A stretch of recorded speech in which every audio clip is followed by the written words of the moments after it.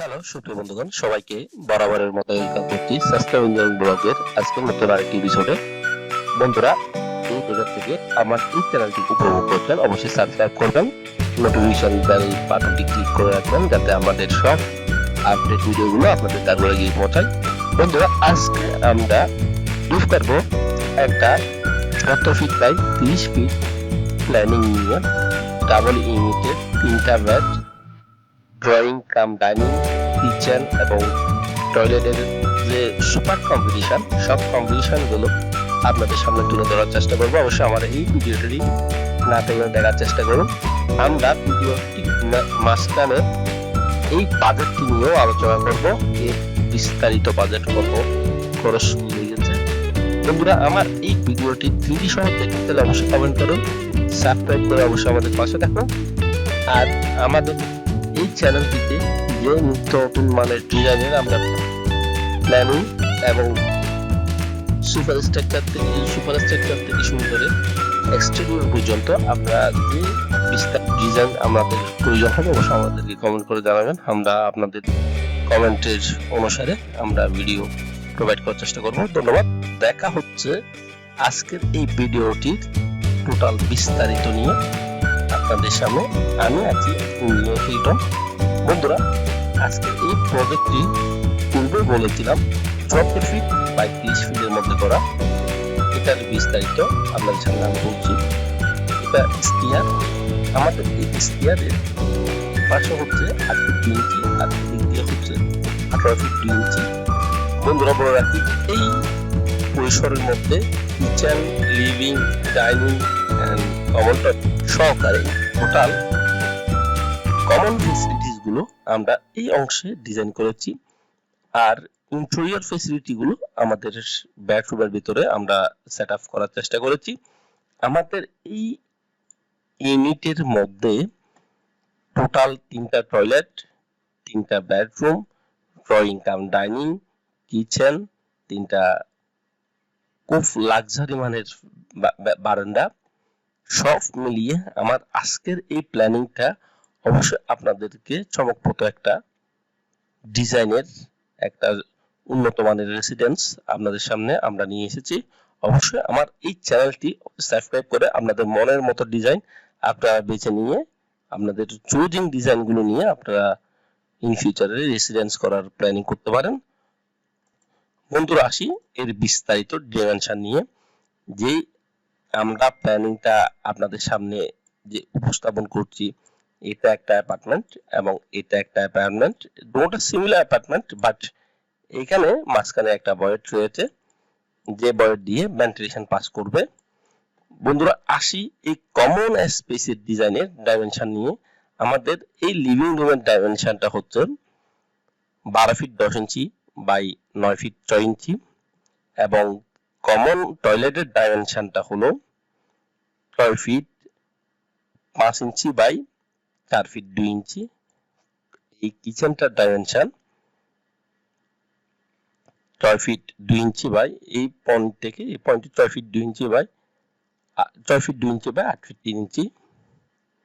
বন্ধুরা, বলে রাখি, এটা হচ্ছে আমাদের কিচেন উইন্ডো।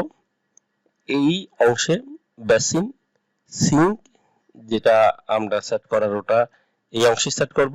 এখানে বার্নার প্লাস নিচে কাউন্টার টেবিল, এখানেও কাউন্টার টেবিল থাকবে এবং নিচের অংশে ক্যাবিনেট থাকবে।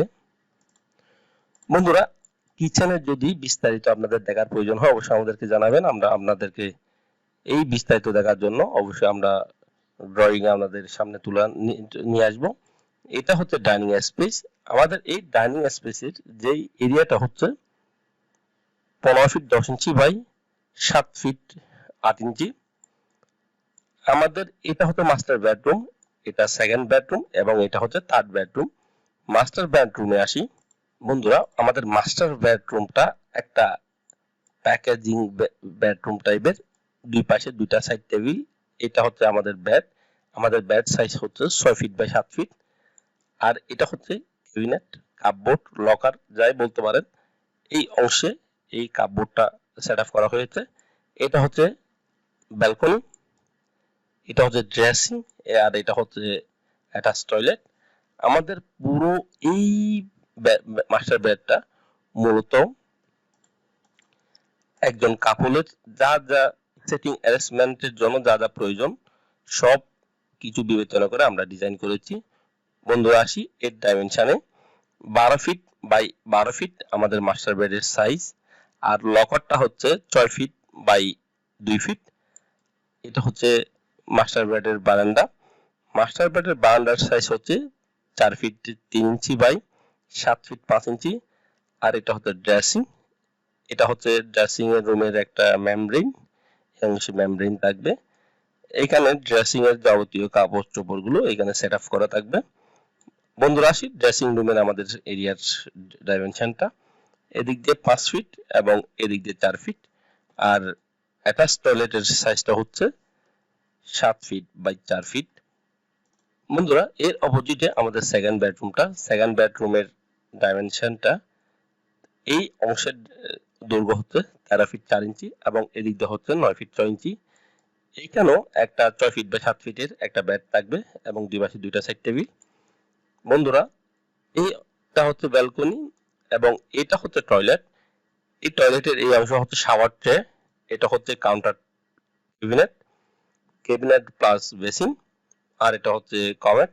আর এইখানের মধ্যে আপনারা যদি অনেকেরই আমাদের কাছে যদি মনে করেন বাথটাবের প্রয়োজন, তাহলে এই বাথটাবটা এই অংশে সেট আপ থাকবে। আর এটা বাথটাবটা এই অংশে সেট আপ থাকবে, আর এটা কাউন্টার টেবিল এবং বেসিন হিসেবে সেট আপ থাকবে। আর এখানে একটা শাওয়ার থাকবে, আর এখানে সফটওয়্যারটা এই অংশে সেট আপ থাকবে। বন্ধুরা সব মিলিয়ে আমাদের এই ব্যালকনি সহ অ্যাটাচ টয়লেট এবং বেডরুমটা অনেক লাক্সারি। আর এই অংশে কাপবোর্ড কার্পেন্টার দিয়ে রেডিমেড তৈরি করতে পারবে। আর এটা হচ্ছে আমাদের তৃতীয় বেডরুম যেটা বলছিলাম। বন্ধুরা তৃতীয় বেডরুমটার সাইজটা বলছি 16 ফিট বাই 10 ফিট 8 ইঞ্চি। এখানে সাইড টেবিল থাকবে একটা, 7 ফিট বাই 6 ফিটের বেড থাকবে একটা, এবং এটা হচ্ছে আমাদের অ্যাটাচ টয়লেট আর এটা হচ্ছে ব্যালকনি।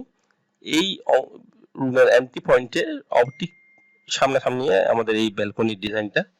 আর এটা হচ্ছে অ্যাটাচ টয়লেট। এখানে বেসিন, কমেট এবং শাওয়ার ট্রে এবং শাওয়ার জোন সব নিয়ে আমরা অ্যাটাচ এখানে প্যাকেজিং এ আমরা ডিজাইন করেছি। বন্ধুরা এটা হচ্ছে আমাদের ঠিক সিমিলার অপোজিটে এই ইউনিটটা, আমি বিস্তারিত যাচ্ছি না।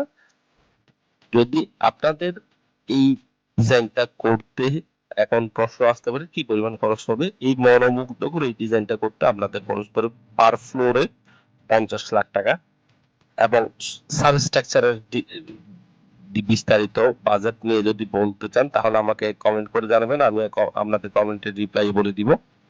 বন্ধুরা এটা পার ফ্লোরে 50 লাখ টাকার মতো খরচ পড়বে বর্তমান বাজার দরে।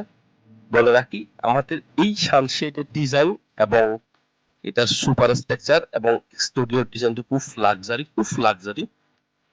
আপনাদের যদি ভালো লেগে থাকে অবশ্যই লাইক করবেন, কমেন্ট করবেন, সাবস্ক্রাইব করে আমাদের পাশে থাকবেন। ধন্যবাদ। দেখা হবে পরবর্তী নতুন আরেকটি ভিডিওটি এই কামনা করে আজকের ভিডিও এখানে শেষ করছি। ধন্যবাদ।